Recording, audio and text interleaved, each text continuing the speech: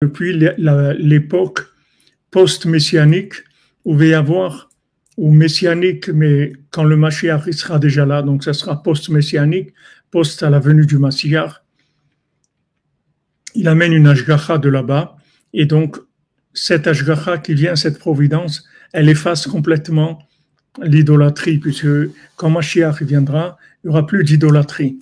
Donc Hachem, il amène de cet endroit, il amène une providence, et cette providence, elle fait ketz me'akum, elle fait fin des idolâtres, hamoshlim be'Israël, qui ont le pouvoir sur Israël, prina ketz ba haketz, ketz ba haketz, c'est-à-dire quand Hachem il prend de la providence de la fin, cette providence de la fin, elle va faire ketz, elle va finir l'oppression des idolâtres, parce que l'oppression des idolâtres, c'est de nous contaminer avec les systèmes de cause à effet. C'est ça l'idolâtrie.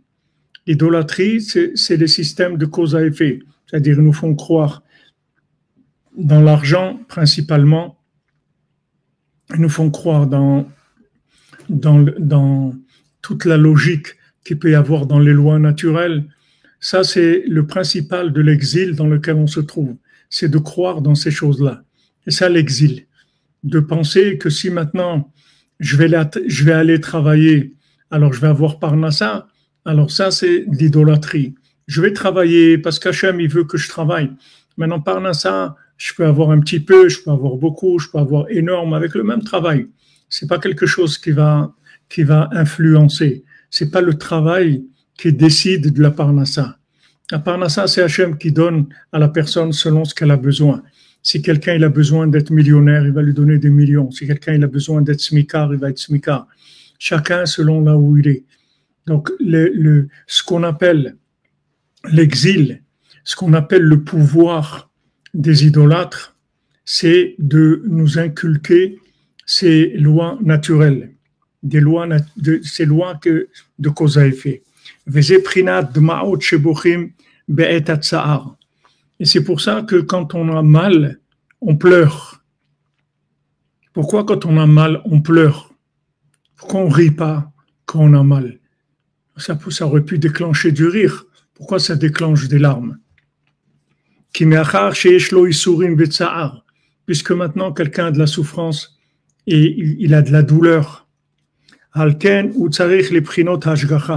Il a besoin maintenant d'ashgacha.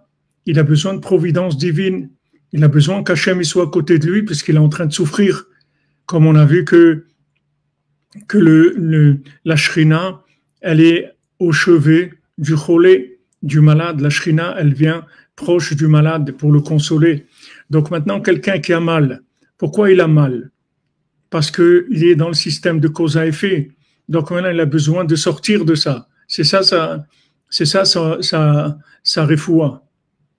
C'est ça sa refoua. C'est pas sa refoua, c'est pas de croire que maintenant il va prendre tel médicament, il va guérir, il va faire telle chose, il va guérir. Sa refoua, c'est de savoir que ce qu'il a maintenant, c'est Hachem qui lui a envoyé et que c'est Hachem qui va le sortir de là. Comme nos sages nous disent, chaque souffrance, chaque issourim, chaque douleur quand elle vient, chaque maladie quand elle vient avec un programme. Voilà combien de jours tu vas être, voilà l'intensité que tu vas avoir, et voilà comment tu vas partir avec telle et telle chose. Tu vas quitter l'endroit, tu vas quitter la personne. Donc quand quelqu'un souffre, il souffre de quoi? Il souffre du manque de présence d'Hachem. Maintenant, imaginez-vous que quelqu'un, il voit Hachem à côté de lui, il va plus souffrir. Comme l'exemple qu'il donnait Rav Scherter Shekhi, que maintenant, il y a une jeune fille qui a été kidnappée par un pirate. Elle était sur le bateau. Elle avait très peur du pirate, qui la tue, qui lui fasse du mal. Et après, à la fin, le pirate, il s'est révélé, c'était son père. En fait, il était déguisé en pirate. Donc après, ça y est, c'était fini. Maintenant, toute la souffrance, elle vient du fait qu'on croit que c'est quelque chose qui nous est arrivé par les causes à effet, à cause de celui-là, ou parce que j'ai mal fait, parce que j'ai pas fait attention, ou parce que j'ai fait telle bêtise, tout ce qui va mettre des causes à effet sur les choses, c'est ça la souffrance. La souffrance, elle vient de là. Maintenant, pourquoi on verse des larmes? Parce qu'on verse des larmes pour attirer maintenant la conscience divine, pour attirer la providence divine là où on se trouve. Valken ou tsarir les prinot ashgacha, maintenant il a besoin de providence. Kedeshiyelo Yeshua, pour avoir une délivrance, pour sortir de là. Valken moridim de maot, c'est pour ça qu'on verse des larmes. Kedele amshich al yadam chelke ashgacha ve'areut, pour pouvoir attirer, grâce à ces larmes-là, de la providence, de l'observation divine. C'est-à-dire que quand on va pleurer, on va se sentir observé par Hachem de près. Voilà ce qu'elles vont donner les larmes. Les larmes, elles vont déclencher la conscience de la vue d'Hachem sur notre situation. Que Hachem, il sait ce qui est en train de se passer avec nous et qu'il est proche de nous. Parce que comme on a vu, la providence et la vue, elle vient dans les larmes. Comme on a vu que les nuages ils disparaissent avec la pluie.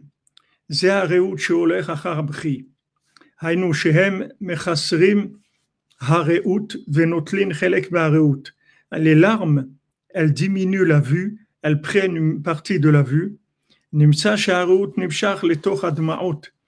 vue, elle vient dans les larmes. C'est-à-dire quand on pleure, en fait, les larmes, ce sont de la vision. C'est-à-dire c'est l'énergie de l'œil, l'énergie de la vue. C'est ça les larmes. C'est ce qui a écrit dans Ishaïa que Chizkiyahu, il a beaucoup pleuré. Quand il est tombé malade, Chizkiyahu Amelech, le roi Chizkiyahu, il a eu une grande pleure. Daïka, pourquoi des grands pleurs? Parce qu'il a mis dans ses larmes, il a attiré la providence divine. Chez Prinat Gadol, Prinat Tfila, c'est Gadol, c'est le principe de grand, c'est le principe de la prière. Comme on a vu que la prière, c'est l'ashgacha, la prière, c'est la connexion en Dieu, ça fait sortir des lois naturelles. C'est ce qui est écrit pour David Amelech quand il a pleuré sur sa souffrance. Ad David Higdile, jusqu'à David, il a grandi, c'est-à-dire grand, c'est arrivé jusqu'à David. Les larmes qui rendent grand, elles sont arrivées jusqu'à David.